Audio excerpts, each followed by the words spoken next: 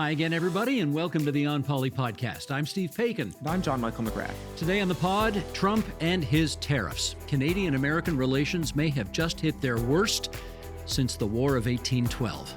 We'll do a deep dive on how Ontario intends to respond to a full-blown trade war. Meanwhile, MPP salaries may be going up after nearly 16 years of being frozen. In your column, my column, I'll look at whether Doug Ford's threat to use energy as a weapon could backfire. And I'm going to focus on the road ahead for the leader of Ontario's Liberals, who got her party more votes, more seats, and official status, but didn't win a seat for herself. It's Friday, March 7th, 2025, so let's get to it.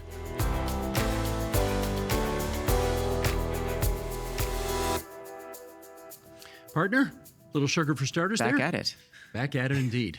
That shirt says nothing to me. What are you trying to say with that? Well, I don't have any shirts with like Canadian flags on them, so I thought, given the current sentiment out among the public, that I would try and find at least something red for Canadian sentiment. It's sort of red, sort of burgundy though. Yes, I know. It's not like a good Canadian flag red. No. It's the closest I had. Naturally, you're going to be asking, why am I wearing Bill Davis on my chest again today?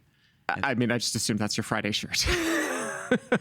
No, come on now. We've been doing this long enough for you to know that there's a method to my madness all the time. Yes, always. Okay, so here we go. 54 years ago this week, a 42-year-old Bill Davis was sworn in as Ontario's 18th premier. So there you go. Wow. He won the leadership convention in February, and in the first week of March 1971, the young boy premier from Peel Region or it wasn't even Peel Region yet, it was Peel County, yes, was sworn in as Ontario's 18th premier. He was 2 years younger than I am now when he became premier of Ontario, and I'm questioning my life choices right now. Exactly. What have you done lately? Exactly. There we go.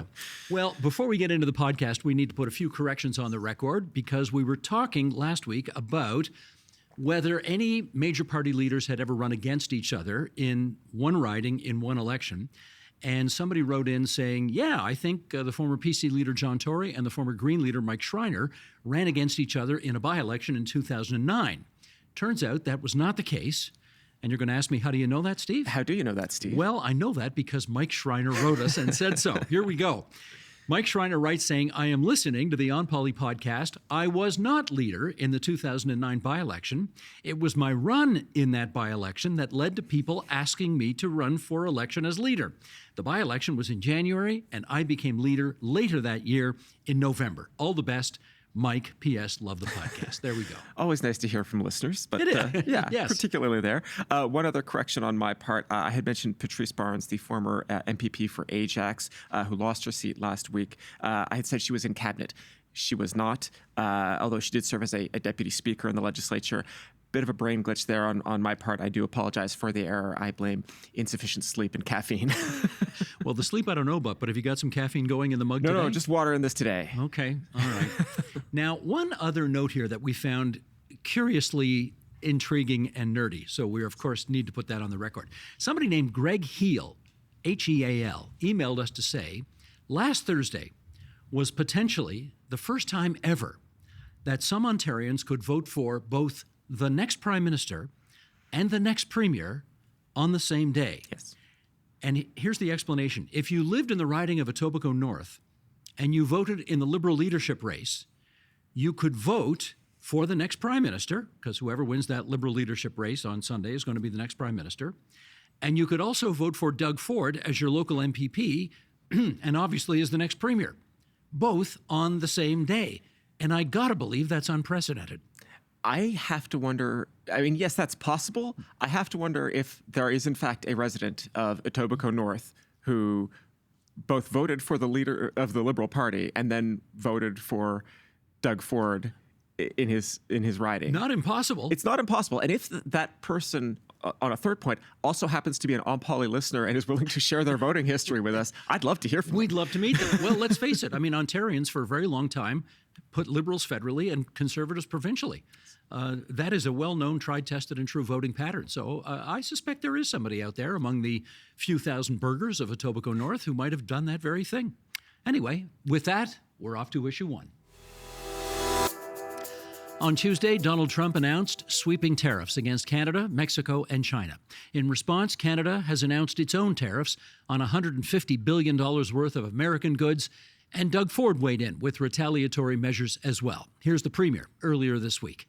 This is about principle, making sure that we send a message to Donald Trump, and unfortunately, the American people are going to pay for his actions because they elected him in, and they're going to pay the price.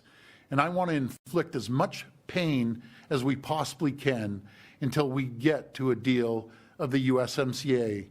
He says that we can't withstand this. Well, he's going to find out what we can and can't withstand. Fascinating to hear any Premier of Ontario talk so directly and forcefully and negatively about an American president. Anyway, we have a list of retaliatory measures that the Premier of Ontario is considering. What's on his list? Right. So these are just the measures that Ontario is doing. We're not going to talk too much about like the federal counter tariffs. We also don't, I think, expect this to be an exhaustive list. There may be more measures to come if the unpleasantness continues. But to start with, probably the most high-profile move, the province has taken American booze off of the shelves at the LCBO. The government will not be selling the stocks that it has. We are told they're going into storage. They will come out of storage when the current unpleasantness ends. But I mean, this doesn't just affect the people who buy liquor at LCBO stores. It affects grocery stores and gas stations and anybody who has to buy their alcohol through the LCBO, which is functionally almost everybody, unless you're relying on the beer store, basically. And this is one of the largest alcohol purchasers in the entire world, so presumably that will sting. Yes, and I mean, bad enough for American suppliers that Ontario has done it, but many other Canadian provinces have followed suit. So, I mean, at this point, I think certainly the vast majority of Canadian alcohol consumers are going to have a hard time finding American booze right now. The $100 million Starlink contract, this is Starlink, the satellite-based internet service provider owned by Elon Musk. Ontario had signed a $100 million contract with Starlink to supply internet to remote communities. The Premier says that contract is null and void, and it will not come back even after the tariffs are eventually removed, as we all hope they will be. The Premier has also threatened a 25% surcharge on electricity flows to the U.S. Ontario exports electricity to 3 American states. Not a ton of electricity, and I'm going to get into that in the Your Column, My Column bit, but a threat that he has made, and also potentially looking at export controls on things like critical minerals and nickel. These are, obviously industrial inputs that are really important to American manufacturing. That was going to take some kind of federal cooperation as well, because, strictly speaking, exports are a federal measure. But you can imagine how the feds in the province will cooperate on this. Did you like the Premier's line on this? He said, I'm going to shut the power off on them, and I'm going to do it with a smile on my face, right? Yeah, I mean, it's a good line. It's a good line. We don't export enough power to cause them that much pain, but it's something the province of Ontario can do. Yes, it is. It is one of the things within our power. So, okay, take us down the road here. The tariffs are coming on. The consequences thereof are what? Well, the most immediate sector to feel the pain would have been the auto sector, but it looks like the auto sector is getting a bit of a reprieve. The Premier had warned that he had been told that in as little as 10 days, auto plants could start idling because of the tariffs. A car is made up of many parts that cross the border multiple different times. It's not like, we make a car in Canada out of Canadian parts, right? Mm-hmm. And so the auto sector is incredibly exposed to tariffs. And apparently the CEOs of GM and Ford and Stellantis were burning up the phone lines to the White House because Trump did say that he's giving a 30-day exemption to the auto sector. That is like the most immediate case, but quite frankly, sectors all over the province and all over the country are going to be trying to figure out what to do next.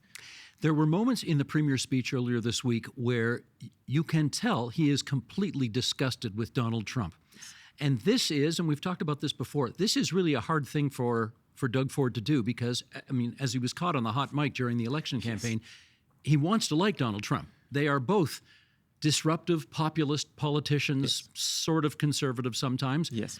And you know that had he had a vote in the last federal election in the United States, he'd have voted for Donald Trump. But here he now finds himself at the throat of the President of the United States. Let's play another clip and see what the Premier had to say, if you would, please. And I see President Trump cozying up to Putin. What a disaster that is. He attacks his closest friends and neighbors, stood shoulder to shoulder with them in wars and other crises. And who does he cozy up to? But Putin. You got to be kidding me. You know something? The American people don't agree with him, and he will pay the price in the midterms. You have to give it to Doug Ford. He is articulating the anger and resentment and just sheer disappointment and frustration of everybody in the province of Ontario who is disgusted right now with the behavior of Donald Trump. And I will also give him credit for not taking the bait, if I can put it that way. When the Trump administration announced the 30-day reprieve on the auto sector, I think some people in the White House might have thought this was a way to crowbar open some daylight between the Premier and the Prime Minister. And Ford, to his credit, did not budge. It says, like, no, I think his line was, you can't be half pregnant. We are not going to remove our retaliatory measures until the entire American tariff package is removed. We're not going to play this game of like, okay, well, they're going to dial their tariffs back a little bit, so we will, no, it's all or nothing. We go back to the status quo ante. Frankly, other premiers in this country are, I think, still trying to find their own particular advantages and are doing some things for domestic consumption. Let me put it that way. Well, the guy has just won his third consecutive election, so he is feeling. He's feeling his oats politically, right? Yeah, he's got a lot of confidence right now. Yeah, and he did not increase his majority in the House, but his majority in the House was already quite substantial. Pretty good size. He has nothing to worry about for the next few years, and now is the time to spend political capital. We should add one more thing here, because the speech was, as they say, the speech was a goldmine of quotes. Yes. The speech and then the subsequent Q&A with reporters afterwards. And just before he finished up, Doug Ford revealed that he recently had a conversation with Wayne Gretzky. Who you don't know who he is because you don't watch hockey. Excuse me. I was a 1980s kid. You could not exist in the 80s and 90s without knowing who Wayne Gretzky was. I'm delighted. You're less dead to me now that you know who Wayne Gretzky is. But, the great one has been taking it on the chin lately because, number one, he's a big supporter of Donald Trump's and their friends, and he spends time at Mar-a-Lago, which, many Canadians find rather repulsive right now. But also because when this 51st state nonsense came out, I think a lot of people hoped that the great one would get out there and knock that down right away. And, he hasn't had anything publicly to say about this yet. Yeah. So that's been a bit of a problem for many people. But the Premier has said, let's give the great one a break. Clip, please. One other thing I want to mention is my friend Wayne Gretzky. He's the most patriotic Canadian there is anywhere on the planet. I talked to Wayne the other day, and he was so choked up talking to me. He is a patriot. He loves Canada. He never gave up his Canadian passport. So, folks, give the guy a break. Just give him a break. He loves Canada. He loves it like no tomorrow. Okay. Premier went on to say, when you go to hockey games as well, you can boo the refs, you can boo the other players, but don't be booing the Star-Spangled Banner. He said, national anthems, we got to draw the line there. I don't know. What do you think? I think that nobody is going to have a real tight handle on how people express their feelings right now. And I think he's right on the merits. Booing national anthems, but people are really, really angry. I mean, and it's going to be expressed one way or the other. If you're already going to say boo the players, boo the refs, people are going to do what they're going to do. When the Four Nations Face-Off Hockey Championship was taking place in Montreal, and the PA announcer came on ahead of time and said, now, everybody, let's show these national anthems the respect that we know that they deserve. It did no good. People still booed the Star-Spangled Banner because let's face it, we're not booing American people. We like Americans. Yeah. We're not booing the whole country. We're booing one guy. Yeah. I mean, that's the facts. I think that is obvious and clear. And And also, we will stop booing the one guy when he stops talking about 51st State and stuff like that. Precisely. So, Precisely. And with that, we're off to issue 2. Trivia question for you. When's the last time MPPs at Queen's Park got a salary increase? Last year? 5 years ago? 10 years ago? Nope. MPPs have had their wages frozen since 2009, mostly because every government has been terrified at how they think the public will react to giving them a pay bump. Now, that's all about to change, as Doug Ford is going to appoint a bipartisan group to examine MPP compensation, presumably with a view to increasing their wages. JMM, let's get the numbers if you would. Right. So the way salaries are set among MPPs and cabinet ministers is you start with a base pay, and then you get various bumps for various parliamentary roles. That base pay for an MPP is $119,000 a year. Parliamentary secretaries receive a bump of $16,000. If you're in cabinet, your salary will go up to $165,000, and if you are premier, you get around $200,000. So we do not know what this group that the premier wants to convene, how much they will recommend increasing wages by. But you could imagine, like, if they were going to increase the salary in line with inflation retroactive to 2009, it would be a very substantial increase. I don't imagine that I'll just be blunt. I don't think that the Tories are going to go for that large of an increase. Sorry, I didn't do the math on what the inflationary increase would actually be right now. But I don't see that. But you could see a still meaningful increase. And then the really important thing would be, could we see some kind of system that would see the pay continue to increase with inflation into the future? I think, just to remind people, the freeze in 2009 was a result of the 2008 recession. The government of the day, Dalton McGuinty, did not love the optics of MPPs being seen to increase their own salary in the midst of a recession. While everybody else was being frozen. Exactly. But it was one of those things where once you froze people's salaries, nobody could really bite the bullet and start the increases again. And so I think that will be the question of, like, is there some way to make a politically palatable way that MPP salaries don't just go up, but that there's some reasonable expectation that they will continue to go up? Well, the optics of increasing your own pay are admittedly difficult, which is why whatever is recommended, it probably makes sense for them to say this will kick in time for the next parliament, so that the folks who are currently there don't have to look like they're increasing their own pay. They're actually going to be increasing the pay for the next house. I'm trying to remember. I think that's actually a rule in the U.S. Congress that they any salary increase that they vote for themselves does not apply until the next Congress is sworn in. Right. But now, there are clever workarounds to this, and Doug Ford has found them. And one of the things that he's done to work around the low pay, relatively speaking, because I think Toronto City Councillors make twice as much as MPPs, or almost twice as much. The way you work around it is you give almost everybody a parliamentary assistantship, or you give almost everybody a cabinet job. Yes. And Doug Ford's he's got almost half his caucus in cabinet. So that's one way to get people a pay increase without actually giving them a pay increase. Yes, I mean, I confessed my error earlier about Patrice Barnes, and some of my colleagues upstairs were joking that, well, you had 50-50 odds being right.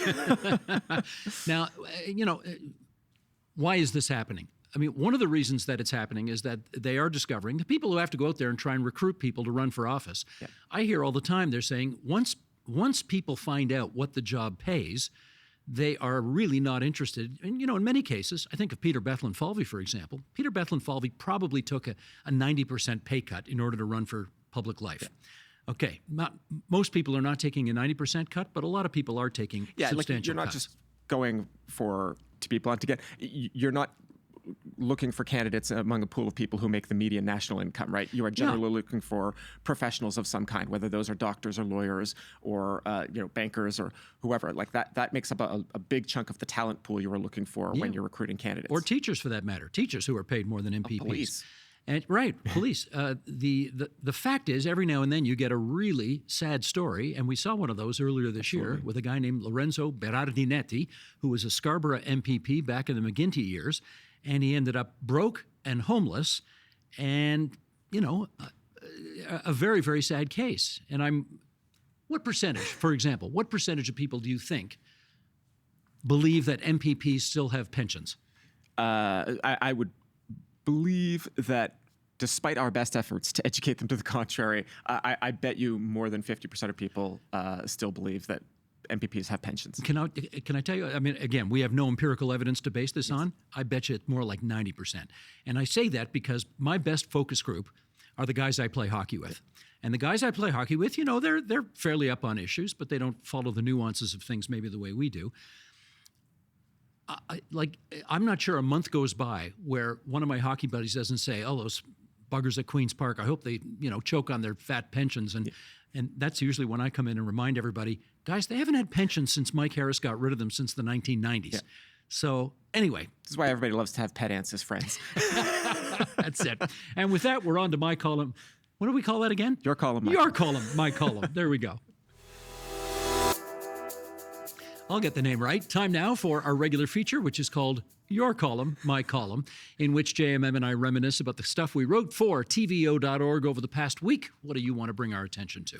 Right. So this week I wrote about this issue of using electricity exports as a threat to the Americans. As I said earlier, we don't actually export a ton of electricity to U.S. states. Actually, neither Ontario nor Quebec do as much anymore. I was looking at this earlier. It's about 500 megawatts to the two main grids that we export to, which is not nothing, but we're talking about very large American electrical grids. It would cause some temporary disruption to the Americans if we were to shut off the exports, but they could replace it. What we would have a much more difficult time replacing is the natural gas that we currently buy in large volumes from the Americans. There is a natural gas pipeline, of course, that brings gas from Alberta across the country to Ontario and Quebec, but we have not been using that pipeline as much in the last decade. The federal government put out a report a few years ago pointing out that Ontario, both for obviously home heating and cooking, but also much more for the power plants that we have, the natural gas power plants that we have. We buy just a ton of natural gas from the American Midwest. It's not purely we are solely dependent on them because, of course, that pipeline from Alberta still exists. But if the Americans were to shut off the natural gas supply, it would be very disruptive to Southern Ontario in particular. And we would have to go back to replacing it with Albertan gas, which we stopped using because it was more expensive. And that would have all sorts of implications for Canadian industry and for consumers. So hopefully we don't get there. Well, this is the thing. These are the consequences when you have a trade war. Yeah. All sorts of stupid, dumb things happen that really shouldn't be happening. Well, and, just as a mark of I think how stupid things are getting. One of the warnings that I wrote in this column is we actually might have to start thinking about the Americans in the way that Europe has to think about Russia as you are no longer a reliable supplier of energy, and we have to start thinking about ways to buffer ourselves from the consequences of not being able to rely on your energy exports. And now, obviously Canada, Alberta in particular, a very large energy producer, so it's not quite analogous to the European situation. But, I could see a lot of arguments, for example, for us lessening our use of natural gas in a way that I think this government certainly wasn't really open to even 6 months ago. You said they are no longer potentially a reliable partner in the energy sector. And I know there are lots of Ontarians and Canadians today who are taking that a step further and saying, you Americans are no longer a reliable partner, period. Yeah. Full stop. Did you see this graffiti out of Calgary? No. Oh, just on a bridge in Calgary, somebody spray painted the words, there's no enemy like a friend betrayed. Right on. A lot of people feel that way right now. And how about you, Steve? I did a column this week on Bonnie Crombie. And the reason I wanted to write about her is because she got mostly good news last Thursday, but some bad news. And I wanted to just review that. Okay, let's go through it. On the one hand, the Liberals are back with official party status. That's very important. They increased their percentage of the total votes cast. They increased the number of votes they got. They're up around 30% now, almost 30% of the vote. They got some new people elected. Unfortunately for them, one of the new people not elected is Bonnie Crombie. She lost to Sylvia Galtieri by 1,200 votes in Mississauga East Cooksville. Now, she got some good news in as much as the Executive Council of the Liberals and the caucus of the Liberals unanimously told her, we want you to stick around. Nobody's looking to unseat her right now as the Liberal leader. But this is now 5 years and counting that the Liberals have been unable to elect a leader to a seat. And that certainly detracted from what otherwise was a night filled with some pretty decent news for the Liberal Party of Ontario. So there we go. One of the possibilities that we raised on election night was that Crombie might ask one of her newly elected caucus members to step aside so that she could run in their stead in a safer Liberal seat. Crombie confirmed this week that she will not be asking any of her caucus to do that. She said she will just run for a seat when the right opportunity, when a by-election occurs at some point over the next 4 years, and we have a clip of that. Let's hear it. I will not ask any of my incredible caucus members to step down. You know, I will at the right time find a seat. I mean, I wish I had a seat, of course, but there will be the right opportunity to regain a seat. You know, this is such an interesting situation right now. I have heard from Liberals in the last week who are very disappointed about the results from the election, who are some of them were Crombie supporters during the leadership race. Some of them were not. And there does seem to be a sentiment. I don't think that it is the majority sentiment right now within the Liberal Party, based on very, very anecdotal research. Let me put it that way. Maybe I shouldn't even call it research. But I don't see Crombie in like imminent danger, but she does have to go through a leadership review. The Liberal Party constitution requires that she go through a leadership review. I believe she said probably fall or winter. Yeah, fall or winter, and you know, she will almost certainly get 50% plus one of the vote, but that's not always the threshold that leaders set for these kinds of tests, right? I mean, I've seen contests where leaders say, well, anything less than 90% and I'll resign, right? I would advise leaders to stop offering hostages to fortune that way.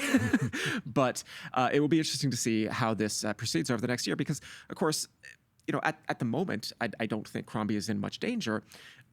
But like, people make mistakes, and you know, she could put a foot wrong with the Liberal membership, and then there would be more calls for her to resign. So I don't know how this is going to go over the next 6 to 9 months. The plot thickens, which is why I wrote about it. Yes. And you can see all of our columns on the TVO website, tvo.org.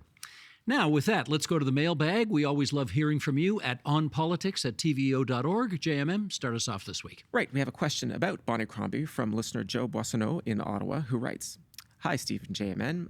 As leader of the Ontario Liberal Party, does Bonnie Crombie get a paycheck despite not having a seat in the legislature? Thanks, Joe from Ottawa." Good question. And the answer, Joe, is no, she does not. Even if she's the leader, she does not get a paycheck from Queen's Park because she didn't win a seat. The Ontario Liberal Party is paying her $185,000 a year to be their leader. You may think that's a good salary, but let's just remind you that Bonnie Crombie was making close to $300,000 a year when she was the mayor of Mississauga. She had her mayoral salary. She was a member of Peel Region Council, so you get a bump for that. I think she was on the Police Services Board as well, so you get a bump for that. Having said that, had she actually won the seat in Mississauga East Cooksville, she'd be making even less than she's making right now. So it is one of the crazy things about the compensation down there. Yes. We have another question from Megan Ryan Lloyd, who writes, "Hi, JMM and Steve. Hope you both are well. I have a question on behalf of the Ontario Legislature Internship Program interns. We have been fortunate to meet both of you over the last few months and are big fans of the podcast. Given previous on-poly discussions on the drawing up of the writs, what happens to the writs once the election concludes? What is the significance of the return of the writs? Do the results of the provincial election remain unofficial in any way, including any potential recounts? Thanks very much. Please feel free to come and say hi to the interns whenever you're around Queen's Park again. Megan Ryan Lloyd and the OLIP interns." I cannot recall a nerdier, more in-the-weeds question. Oh, I mean, I love it. So it's perfect for us. A question that had never occurred to me, but I'm so glad that we got to look into this. And the answer is? So our producer, Matthew, reached out to Elections Ontario for an answer for the first question. So it is not just one writ per riding. It is, in fact, 3 writs produced per riding, so that's 372 documents in total. Once the Lieutenant Governor and the Chief Electoral Officer have signed them all and massaged their wrists, one imagines, one copy is given to the Office of Document Services, where it is authenticated with the Great Seal of Ontario. And I believe we have an image of the seal. Yes, there it is. There we go. The Great Seal of Ontario there. That's not just the average seal of Ontario. No. That is a great seal of Ontario. Not just the good seal. Yeah, they go for the great one. The second copy remains with Elections Ontario for their own archives, and the third is sent to the returning officer for that district, that electoral district. So when the election is over, the returning officer sends the writ back with the name of the successful candidate to Elections Ontario, where it remains on file. So I guess that's 2 copies eventually stay with Elections Ontario, and 1 stays with the Office of Document Services. The official results are out on Elections Ontario's website now, but MPPs are not considered officially elected until they are sworn in, which happens after these results are published in the Ontario Gazette. Yeah, they may have won the election on election night, but they're not MPPs immediately. Yes, exactly. If you actually go to the legislature website and you look up current MPPs, it will say pending beside the names of each riding. So there we go. But we got to do one more thing from the Doug Ford press conference earlier this week. Because as we say, what did they say in Seinfeld? It's gold, Jerry. It's gold. Here we go. Doug Ford, as you know, gives his phone number out to everybody and, often tells people, call me whenever you like, text me whenever you like, and I'll do my best to get back to you. A minor exception to that rule this week. Yes. Let's play the clip. I want to address something about my phone. Folks, I pride myself on returning my calls. I have over 4,038 messages I got to get back to you. Please have patience with me. Don't get insulted if I don't get back to you. And for the people that text me throughout the night, please wait until the morning time, because I have to keep my phone on. And the 4 or 5, I'm lucky if I get 5 hours sleep, the 4 hours sleep I get every night, all I hear is the buzzing beside me.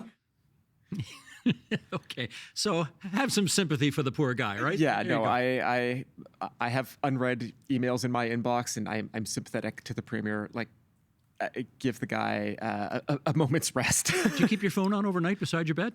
Yeah, because I use my phone as my alarm clock too. So okay. Yeah, but I do set it to do not disturb. So if you try to message me at like 3 a.m, I will not be responding. Give the email and let's get out of here. Right. If you have any questions, clearly, no matter how nerdy the question is, we will look into it. You can always email us at onpolitics@tvo.org. But yeah, please not too early in the morning. Right on. And that is the onpoli podcast for this March the 7th, 2025. You can follow our show on Apple Podcasts so that you get notified each time a new episode is available. And you can see the video version of the podcast on the TVO Today YouTube channel.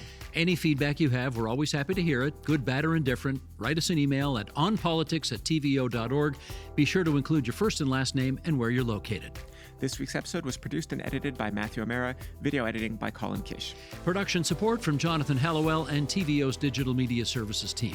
Our managing editor is Katie O'Connor. Lori Few is the executive producer of Digital. John Ferry is vice president, programming and content.